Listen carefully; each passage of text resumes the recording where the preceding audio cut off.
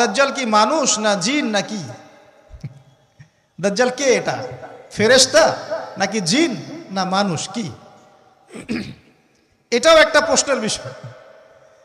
কিভাবে? দেখুন, আল্লাহ নবী সাল্লাল্লাহু আলাইহি ওয়াসাল্লাম বলছেন নূহ আলাইহিস সালামের সময়ও নূহ আলাইহিস সালাম তার কওমকে দাজ্জাল সম্পর্কে সতর্ক করেছেন। তার মানে পৃথিবীর সূচনা থেকে সে পৃথিবীতে ছিল এবং সে বের হবে শেষ জামানায়, এবং বের হয়ে সে তার অনুসারীদেরকে নিয়ে বিশ্বটাকে শাসন করবে। তার মানে অনেক লম্বা একটা হায়াত সে পেয়েছে। কোন জাতি এত লম্বা হায়াত পায় বলেন তো? কোন জাতি মানব জাতিকে এত লম্বা হায়াত পায়? এ একটা মিস্টেরিয়াস ক্যারেক্টার দাজ্জাল। সে কি? তারপরে দেখুন, নবী সাল্লাল্লাহু আলাইহি ওয়াসাল্লাম একটা হাদিসের মধ্যে বলেছেন যে তাকে ওই তামিম দারির ওই দ্বীপে বন্দী করে রাখা হয়েছে। আপনারা হাদিসটা জানেন? দ্বীপে বন্দী থাকা অবস্থায় তাকে সাহাবীরা দেখেছেন অনেক বিশাল আকৃতিতে, ঠিক আছে? এবং সাহাবীদেরকে সে প্রশ্ন করছিল, তামিম দারিকে প্রশ্ন করছিল যে বাইসানের খেজুর বাগানে খেজুর কি ধরে? বলে হ্যাঁ ধরে। সে বলছে অচিরেই আর ধরবে না। তারপরে বলছে তাবারিয়া হ্রদে কি পানি আছে? সাহাবীরা বলছেন আছে। বলছে অচিরেই পানি থাকবে না। তোমাদের ওই উম্মি নবীর কি খবর? তখন সাহাবীরা বলছেন যে তিনি মক্কা থেকে মদিনায় হিজরত করে এসেছেন, বদরের যুদ্ধ হয়েছে, বালতির মতো তার অবস্থা, একবার এদিকে পাল্লা ভারী হয় একবার এদিকে পাল্লা ভারী হয়। মানে বদরে জিতেছেন, উহুদে বিপর্যস্ত হয়েছেন। তখন এই ব্যক্তি বলছে যে তোমাদের জন্য উত্তম হবে ওই ব্যক্তির অনুসরণ করা। দাজ্জাল এই কথা বলছে, তোমাদের জন্য উত্তম হবে ওই উম্মি নবীর অনুসরণ করা। তখন সাহাবীরা জিজ্ঞাসা করছেন আপনি কে? তো সে বলছে যে আমি হচ্ছি দাজ্জাল। আমাকে অচিরেই এখান থেকে মুক্ত হওয়ার অনুমতি দেয়া হবে, তখন আমি এই পৃথিবীটাকে শাসন করব। তো এখানে সাহাবীরা দেখে আসছেন, যারা দেখে আসছেন তারা পরে ইসলাম কবুল করেছেন। তখন তারা মুসলিম ছিলেন না, খ্রিস্টান ছিলেন। কথা বুঝতে পারছেন? তাহলে এখানে আমরা তাকে একটা বিশাল দেহি দেখলাম, শিকল দিয়ে বন্দী। আবার নবী সাল্লাল্লাহু আলাইহি ওয়াসাল্লাম একদিন মদিনার মধ্যে উমর রাদিয়াল্লাহু আনহুকে নিয়ে হাঁটছেন, সহিহ মুসলিমে আছে। খবর পাওয়া গেল যে মদিনায় একটা যুবক ছেলে আছে, ইহুদি মায়ের সন্তান একটা যুবক ছেলে, যার চুলগুলা কোকড়ানো, চোখটা একটু ফোলা, যার আলামতগুলা দাজ্জালের সাথে মিলে যাচ্ছে। তখন নবী সাল্লাল্লাহু আলাইহি ওয়াসাল্লাম ওমর ইবনুল খাত্তাবকে নিয়ে ওদের বাসায় গেলেন। দেখলেন খেজুর বাগানে সে বসে আছে। মনোযোগ দিন। এবার নবীজি গিয়ে বললেন যে তুমি কি দেখো? সেই ছেলেটা বলছে আমি আরশ দেখি। আরশ বোঝেন? সিংহাসন। কোথায় তোমার আরশ? সেই ছেলে বলছে পানির উপরে। কোথায়? পানির উপরে। নবীজি বলছেন তুমি তো তাহলে শয়তানকে দেখো। নবীজি বলছেন তুমি কি বিশ্বাস করো যে আমি শেষ নবী? সেই ছেলে বলছে আপনি কি বিশ্বাস করেন যে আমি নবী? কি বুঝতে পারছেন কথা আমার? নবীজি বলছেন তুমি কি বিশ্বাস করো যে আমি শেষ নবী? সেই ছেলে বলছে আপনি কি বিশ্বাস করেন যে আমি নবী? উমর রাদিয়াল্লাহু আনহু তরোয়ালের খাপ খোলা সারা। তিনি বললেন যে ইয়া রাসূলুল্লাহ অনুমতি দেন, এর গর্দানটাকে নামাই দিই, বেয়াদব, আপনার সাথে বেয়াদবি করছে। তখন নবী সাল্লাল্লাহু আলাইহি ওয়াসাল্লাম বললেন দাআহু ইয়া ওমর, তাকে ছেড়ে দাও। যদি সে সত্যিকার অর্থেই দাজ্জাল হয়ে থাকে, তুমি ওমর তাকে হত্যা করতে পারবে না। কেন হত্যা করতে পারবেন না? কারণ দাজ্জালের নিহত হওয়া লেখা আছে ঈসা আলাইহিস সালামের হাতে। কার হাতে? ঈসা আলাইহিস সালাম যখন আসবেন, এই প্যালেস্টাইনের বাবে লুদ নামক জায়গায় দাজ্জালকে মারা হবে। ঠিক আছে কথা? তাহলে ওমর তুমি তাকে হত্যা করতে পারবে না। আর যদি সে দাজ্জাল না হয়ে থাকে, নিরপরাধ মানুষকে হত্যা করে কোনো লাভ নাই। এখানে চান্স নেওয়া হলো 50-50। এক হাদিসে আপনি দেখছেন নবীজি বলছেন নূহ আলাইহিস সালাম তার কওমকে দাজ্জাল সম্পর্কে সতর্ক করেছেন। এক হাদিসে নবীজি বলছেন সে বের হলে 40 দিন বিশ্ব শাসন করবে। প্রথম দিন 1 বছর, দ্বিতীয় দিন 1 মাস, তৃতীয় দিন 1 সপ্তাহ, বাকি দিন আমাদের মতো। আরেক হাদিসে নবীজি বলছেন তামিম দারি দেখে এসেছে তাকে কোথায়? দ্বীপে বন্দী অবস্থায়, সে ছাড়া পাবে অচিরেই।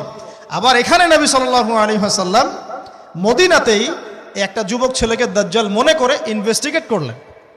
আপনার কাছে কি সাবজেক্টটা সহজ মনে হচ্ছে না কঠিন? খুব সহজ কি না কঠিন? চিন্তা করতে হবে কি হবে না? এতই জটিল একটা ক্যারেক্টার। শুধু তাই না, নবীজি আরো বলছেন সে যখন বের হবে, 4টা জায়গার কথা পাওয়া যাচ্ছে হাদিসে, 4টা জায়গা কোত্থেকে বের হবে। এখানে কিন্তু নবীজি মদিনাতে তাকে খুঁজলেন, ইনভেস্টিগেট করলেন। আবার আরেকটা হাদিসে নবীজি বলেছেন সে যখন বের হবে শেষ জামানায়, তখন মক্কায় ঢুকতে পারবে না, মদিনায় ঢুকতে পারবে না। আপনারা হাদিসটা জানেন না? আলেমরা তো জানেন, মক্কাতেও ঢুকতে পারবে না, মদিনাতেও ঢুকতে পারবে না। খোলা তরোয়াল নিয়ে ফেরেশতারা দাঁড়িয়ে থাকবেন। আবার সেই নবী মুহাম্মদ সাল্লাল্লাহু আলাইহি ওয়াসাল্লাম মদিনাতে এই ছেলেটাকে দাজ্জাল ভাবছেন, ইনভেস্টিগেট করছেন। তার মানে তারা সতর্ক ছিলেন। এই ছেলের নাম ছিল ইবনে সাইয়্যিদ। কি নাম? ইবনে সাইয়্যিদ, নাম মনে রাখবেন। এও একটা বিস্ময়কর ক্যারেক্টার। আবার সেই নবী সাল্লাল্লাহু আলাইহি ওয়াসাল্লাম বলেছেন শেষ জামানাতে দাজ্জাল বের হবে খোরাসান থেকে। কোন জায়গা? খোরাসান। খোরাসান বলতে কোন জায়গা? এটা মূলত এর হার্ট হচ্ছে আফগানিস্তান, এর পাশে যে বেলুচিস্তান, এই যে উজবেকিস্তান, ইরানের কিছু অংশ, এই পুরো জায়গাটা, শুধু একটা দেশ না, পুরো জায়গাটা এর হার্ট হচ্ছে আফগানিস্তান। খোরাসান থেকে বের হবে। আরেক হাদিসে নবীজি বলছেন সে ইস্পাহান থেকে বের হবে। কোন জায়গা? ইস্পাহান। এখন ইরানে ভৌগোলিক বিষয়ে যখন তখন চেঞ্জ হয়ে যায়, হয় কি না? আগে কি ইরাক ইরান এরকম পার্ট ছিল? আগে কি এভাবে এই 52টা দেশের ভাগ ছিল? লেবানন, জর্ডান, সৌদি আরব, ইরাক ইরান এরকম ভাগ ছিল না? এক অঞ্চল ছিল শাম, একটা হেজাজ, একটা নাজদ, এরকম আর কি ভাগ ছিল। তো এটা চেঞ্জ হয়। তো ওই হাদিসে আসছে ইস্পাহান থেকে একটাতে, আরেকটাতে আসছে ইরাক এবং শাম। ইরাক এবং শাম। শাম বলতে বোঝাচ্ছি এই পুরো প্যালেস্টাইন, লেবানন, জর্ডান, পুরো অঞ্চলটাই শাম। আর ইরাক তো আপনারা জানেন। ইরাক এবং শামের মাঝখানের একটা রাস্তা থেকে বের হবে। 3টা জায়গা। আরেকটা 4 নাম্বার খাল্লা নামে একটা জায়গা থেকে সে বের হবে। আর এই খাল্লা আপনি গুগলে সার্চ দিয়ে পাবেন না। গুগলের সাথেও দাজ্জালের অনুসারীদের একটা সম্পর্ক আছে, আপনার ফেসবুকের সাথেও আছে, প্রযুক্তিগুলোর সাথেও আছে, নিউক্লিয়ার ওয়েপন্সের সাথেও আছে, বর্তমান ব্যাংকিং সিস্টেমের সাথেও আছে, এবং বর্তমান গ্লোবাল পলিটিক্যাল অ্যাফেয়ার্সের সাথেও দাজ্জালের অনুসারীদের সরাসরি সম্পৃক্ততা আছে। আমি বলি নাই দাজ্জালের সম্পৃক্ততা আছে, দাজ্জালের অনুসারীদের সরাসরি সম্পৃক্ততা আছে। ওই যে 4টা জায়গার কথা বললাম, সে বের হবে ইত্যাদি ইত্যাদি। এবার সে মানুষের রূপ ধরে আমাদের সমাজে প্রবেশ করবে এবং তার অনুসারীদেরকে নিয়ে ম্যাসাকার করা শুরু করবে। কিন্তু মুসলিমদের মধ্যে একটা বাহিনী শেষ পর্যন্ত তার সাথে যুদ্ধ করতে থাকবে, শেষ পর্যন্ত। লা তুকাতিলুনাল ইয়াহুদ। এমনকি গাছের পিছনে ওরা লুকালেও আল্লাহ নবী বলছেন যে গাছ পাথর কথা বলবে আমার পিছনে আছে, এসো মেরে যাও। হতে হতে হতে হতে যখন মুসলিমরা একটু কোণঠাসা, আল্লাহ পাক পাঠাবেন আসমান থেকে ওই মাসিহকে, যে মাসিহকে তারা চিনতে পারে নাই। আর ওরা যাকে মাসিহ মনে করছে, তাহলে এই মাসিহটা কে? এ মিথ্যা মাসিহুদ দাজ্জাল। কথা বুঝতে পারছেন? তাহলে সবচেয়ে বড় প্রতারণার শিকার কারা হচ্ছে? এই ইহুদিরাই। এই বিশ্বের সবচেয়ে বড় প্রতারণার শিকার তারাই হচ্ছে। মাসিহুদ দাজ্জাল ওদেরকেই প্রতারণা করছে। বুঝতে পারেননি কথা? ওদের সাথেই সবচেয়ে বড় প্রতারণা হচ্ছে। ওরা মনে করছে এই সত্যিকারের মাসিহ, সে আসলে আমরা বিশ্ব রুল করব। সে সত্যিকারের মাসিহ নয়। ঈসা ইবনে মারিয়াম আসবেন কিভাবে সেটাও এসেছে। 2 জন ফেরেশতার কাঁধে ভর দিয়ে তিনি নামবেন শাম অর্থাৎ সিরিয়ার দামেস্ক শহরের মধ্যে। কোন শহর? দামেস্ক। এই জায়গাগুলো খুব বরকতময়।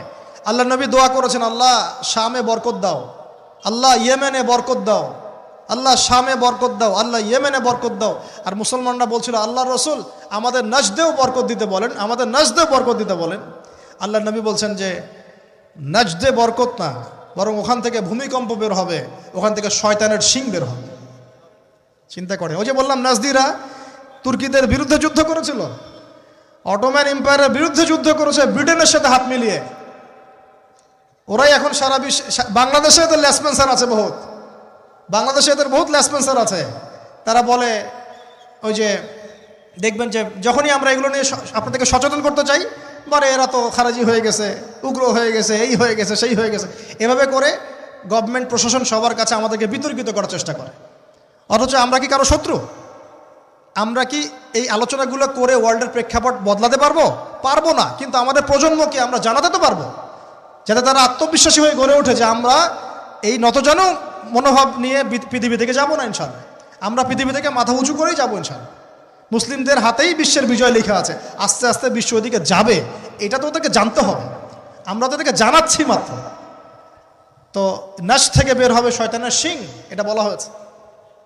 যাই হোক, এখন ঈসা ইবনে মারিয়াম আসবেন এই সিরিয়ার দামেস্ক, চুল দিয়ে টপ টপ করে পানি পড়তে থাকবে, মুক্তা ঝরছে এরকম পানি। তার নিঃশ্বাস যতদূর পর্যন্ত যাবে ততদূর পর্যন্ত কাফেররা মরতে থাকবে। সুবহানাল্লাহ। এমনকি তিনি খুঁজতে খুঁজতে দাজ্জাল পর্যন্ত আসবেন।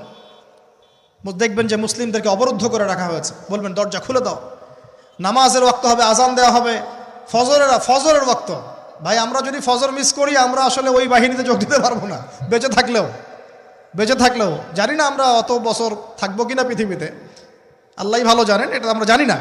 কিন্তু এই বিজয় সুবহে সাদিকের সময় লেখা আছে। আজান হয়ে যাবে, ইমামুল মাহদি তাকে বলবেন ইমামতি করুন আপনি। ঈসা ইবনে মারিয়াম বলবেন না, এই উম্মতের জন্য ইমামতির অধিকার দেয়া হয়েছে। বলেন সুবহানাল্লাহ। তিনি ইমামতি করবেন না, বরং মুক্তাদি হবেন। দরজা খুলে দাও, নামাজ শেষে দরজা খুলে দেওয়া হবে। দাজ্জালকে খুঁজতে খুঁজতে খুঁজতে এই প্যালেস্টাইন, এই জেরুজালেমের বাবে লুদ নামক জায়গায় তিনি পৌঁছাবেন। সেখানে দেখবেন মাসিহুদ দাজ্জাল আছে। দাজ্জাল তাকে দেখার সাথে সাথেই লবণের মতো গলতে শুরু করবেন।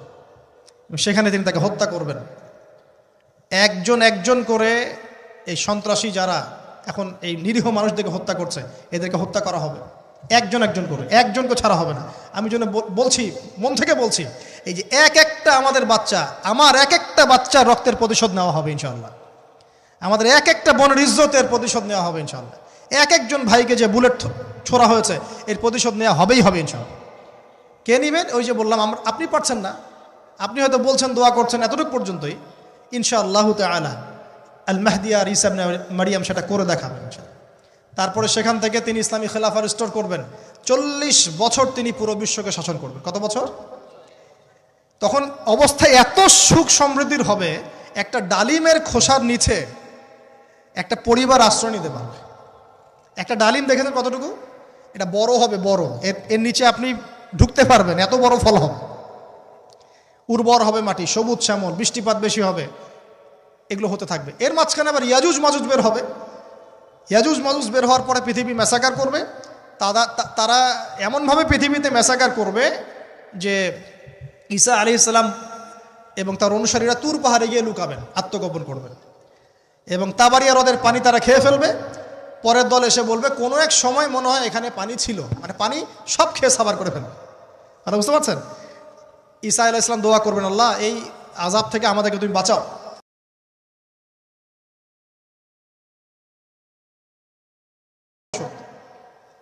এরপর 40 বছর এভাবে চলে যাবে, ঈসা আলাইহিস সালাম ইন্তেকাল হবে। তারপরে হাদিসে আসছে মানুষ আবারও খারাপ হওয়া শুরু করবে।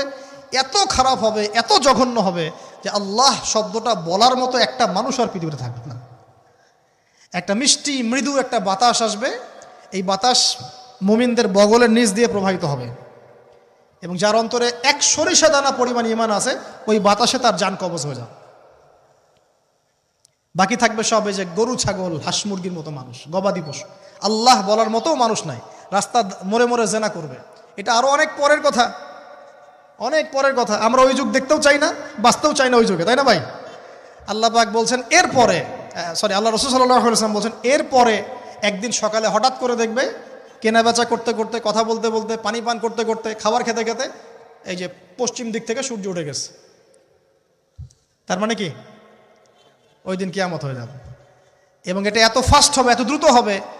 আল্লাহ রাসূল সাল্লাল্লাহু আলাইহি ওয়াসাল্লাম বলেছেন যে কেউ বাসায় ফিরে যাবে, আহাল পরিবারের সাথে একটা দেখা করবে, এই সুযোগ পাবে না। একদম ইনস্ট্যান্ট ডেট ছাড়।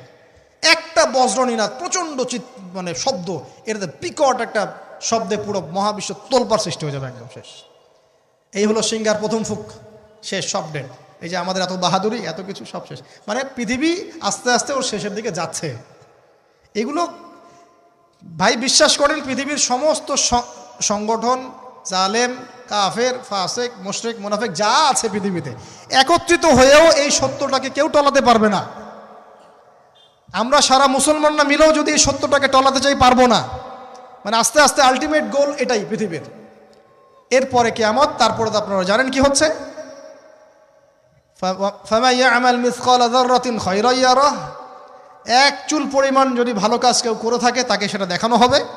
ওয়া ইয়ামাল মিসকালা যাররাতিন শাররান ইয়ারা, এক চুল পরিমাণ খারাপ কাজ আমরা কেউ করে থাকলে দেখানো হবে। তবে যারা লা ইলাহা ইল্লাল্লাহ এই তাওহীদের উপর থাকবে, যত বড় গুনাহ করুক না কেন আল্লাহ মাফ করে দিবেন ইনশাআল্লাহ, ইনশাআল্লাহ। কারণ আমাদের জন্য নবী সাল্লাল্লাহু আলাইহি ওয়াসাল্লাম সুপারিশ করবেন। তাই বলে কি আমরা গুনাহ করতে থাকবো এখন? এটা নবী সাল্লাল্লাহু আলাইহি ওয়াসাল্লামের শান, তার মর্যাদা। আল্লাহ রাসূল সাল্লাল্লাহু আলাইহি ওয়াসাল্লাম এই কথা বলে গিয়েছেন যে কবিরা গুনাহগার মুসলমানদের জন্য আমি সুপারিশ করব।